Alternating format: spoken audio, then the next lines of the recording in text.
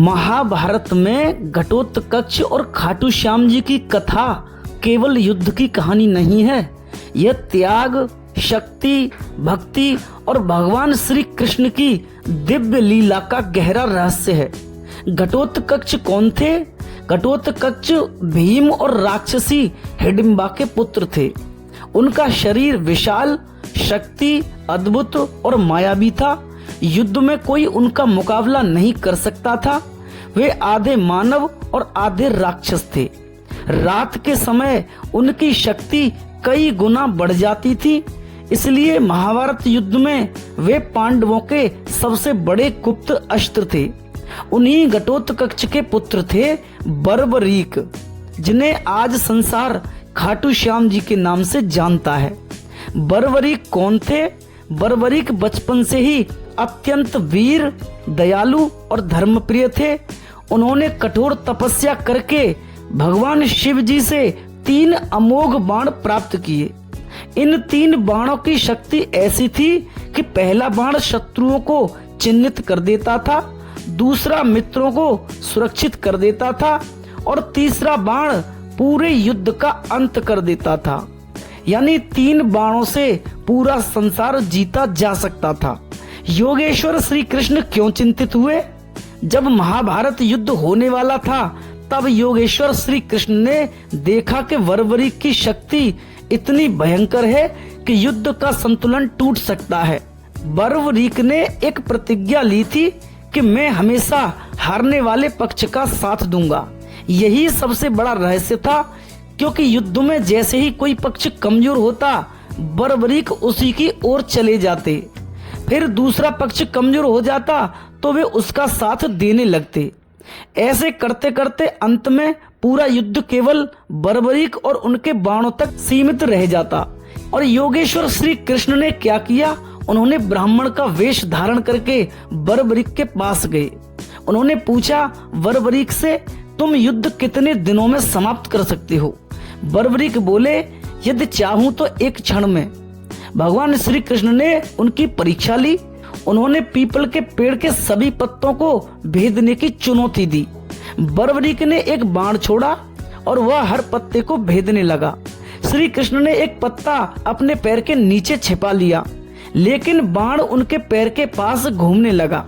यह वीर अपराजेय है, ये ध्यानी है। योगेश्वर श्री कृष्ण ने बर्बरीक का शीश क्यों मांगा? योगेश्वर श्री कृष्ण जानते थे कि यदि बर्बरीक युद्ध में उतर गए तो धर्म की स्थापना का उद्देश्य अधूरा रह जाएगा। यह अधर्म के अंत और धर्म की पुनर्स्थापना की लीला थी। इसलिए भगवान श्री कृष्ण ने दान में उनका शीश मांग लिया। बर्बरीक ने बिना एक क्षण सोचे अपना सिर दान कर दिया। यही उनकी सबसे बड़ी महानता थी। लेकिन फिर खाटू श्याम कैसे बने? बर्बरीक की भक्ति और बलिदान देखकर भगवान श्री कृष्ण अत्यंत प्रसन्न हुए। उन्होंने वरदान दिया कि कलयुग में तुम मेरे श्याम नाम से पूजे जाओगे। जो सच्चे मन से तुम्हें पुकारेगा उसकी हार को भी जीत में बदल दोगे। इसलिए आज वे खाटू श्याम बाबा कहलाते हैं। लेकिन महाभारत का युद्ध किसने जीता? महाभारत का युद्ध समाप्त होने के बाद पांडवों में विवाद हुआ कि विजय का सबसे बड़ा श्रेय किसे जाता है। तब भगवान श्री कृष्ण ने कहा, इस युद्ध का साक्षी बर्बरीक का शीश है, उसी से पूछो। बर्बरीक के शीश ने कहा, मैंने पूरे युद्ध में केवल योगेश्वर श्री कृष्ण का सुदर्शन चक्र चलते देखा है। वास्तव में विजय उन्हीं की थी। इस पूरे युद्ध का श्रेय योगेश्वर श्री कृष्ण को ही जाता है। यहाँ पांडवों का भ्रम टूटा। इस कथा का सबसे बड़ा सत्य यह है, घटोत्कच शक्ति का प्रतीक थे और बर्बरीक त्याग और समर्पण का प्रतीक बने। और भगवान श्री कृष्ण ने दिखाया कि केवल शक्ति पर्याप्त नहीं होती, शक्ति का सही दिशा में उपयोग ही धर्म है। यही कारण है कि भगवान श्री कृष्ण ने युद्ध से पहले बर्बरीक को रोका, क्योंकि कभी कभी ईश्वर सबसे शक्तिशाली व्यक्ति को भी रोक देते हैं ताकि संसार में धर्म का संतुलन बना रहे। लेकिन अब तक आपने जो समझा वो बाहरी अर्थ समझा, लेकिन अब जो तुम सुनोगे वो पूरा आध्यात्मिक सत्य और भीतरी यथार्थ होगा। सुनो, महाभारत केवल बाहर का युद्ध नहीं था, वह मनुष्य के भीतर चलने वाले युद्ध का प्रतीक था। और बर्बरीक वह केवल एक योद्धा नहीं थे, वह मन की अपार शक्ति का प्रतीक थे। क्योंकि मन बड़ा चतुर है, वह हमेशा हारने वाले के साथ खड़ा हो जाता है। जब तुम दुखी होते हो तब तुम दुख के साथ खड़े हो जाते हो। जब तुम दुखी होते हो तब मन दुख के साथ खड़ा हो जाता है। जब तुम क्रोधित होते हो तो तब मन क्रोध का पक्ष लेने लगता है। जब तुम भय में होते हो तो फिर मन भय को और बढ़ा देता है। यही बर्बरीक की प्रतिज्ञा थी कि मैं हारने वाले का साथ दूंगा, और यही मन का स्वभाव भी है। इसलिए भगवान श्री कृष्ण ने बर्बरीक का सिर लिया, क्योंकि आत्मज्ञान से पहले मन का सिर गिराना पड़ता है। ध्यान से समझना, योगेश्वर श्री कृष्ण ने बर्बरीक को मारा नहीं, उन्होंने उसके अहंकार को अलग किया। क्योंकि जब तक मन बीच में है तब तक धर्म स्पष्ट नहीं दिखता। मन कभी स्थिर नहीं रहता, वह कभी इस पक्ष में है कभी उस पक्ष में भागता रहता है, और यही संसार का दुख है। लेकिन जिस दिन तुम मन को देखना शुरू कर देते हो उस दिन तुम भगवान श्री कृष्ण के करीब आने लगते हो। क्योंकि योगेश्वर श्री कृष्ण चेतना है और बर्बरीक चंचल मन है। इसलिए अंत में केवल सिर बचा, शरीर नहीं।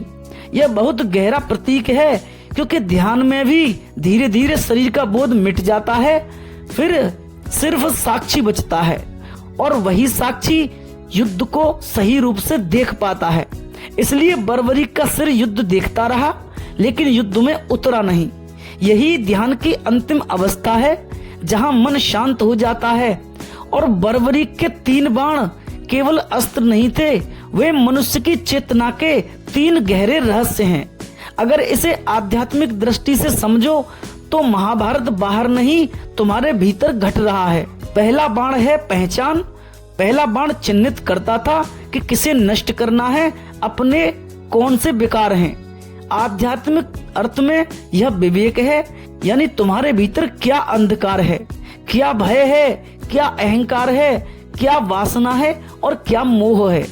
जब तक साधक अपने भीतर के शत्रुओं को पहचान नहीं लेता तब तक ध्यान शुरू ही नहीं होता। लेकिन जिसे तुम देख लेते हो उससे मुक्त होने की शुरुआत हो जाती है। और पहला बाण यही जागरूकता है। दूसरा बाण है सुरक्षा। दूसरा बाण उन चीजों को बचाता था जिन्हें बचाना आवश्यक है। आध्यात्मिक रूप से इसका अर्थ है यही कि अपने भीतर की शुद्धता को बचाना, जैसे करुणा, प्रेम, मौन, साक्षी भाव, सत्य। क्योंकि साधना केवल बुराई मिटाना नहीं है, अच्छाई को बचाना भी है। बहुत लोग संसार छोड़ देते हैं, लेकिन भीतर का प्रेम भी खो देते हैं। यह अधूरी साधना है। तीसरा बाण है पूर्ण समर्पण। तीसरा बाण सब समाप्त कर देता है। यह बहुत गहरा प्रतीक है। यह अहंकार के अंत का प्रतीक है। ध्यान की अंतिम अवस्था में न तुम्हारा क्रोध बचता है, न तुम्हारा भय बचता है, और न मैं बचता है। सब समाप्त हो जाता है, और जब सब मिट जाता है तभी परमात्मा प्रकट होते हैं। इसलिए भगवान बुद्ध ने कहा शून्य हो जाओ, और पूर्ण परमात्मा श्री कृष्ण ने कहा मुझे समर्पित कर दो। 3 बाणों का अंतिम रहस्य यही है। पहला बाण है जागो, दूसरा बाण है शुद्ध रहो, तीसरा बाण है मिट जाओ। मिटना है जो तुम्हारा अहंकार है। यही पूरी साधना है, और शायद इसी कारण योगेश्वर श्री कृष्ण ने बर्बरीक को युद्ध में उतरने नहीं दिया। क्योंकि जो स्वयं को पूरी तरह मिटा देता है वह युद्ध नहीं करता, वह केवल साक्षी बन जाता है। यही खाटू श्याम का रहस्य है, यही ध्यान का रहस्य है, और यही आत्मज्ञान का अंतिम सत्य है। और केवल साक्षी बचता है, यही खाटू श्याम का रहस्य है, यही गीता का गहरा आध्यात्मिक सत्य है, और यही महाभारत का अद्भुत रहस्य है।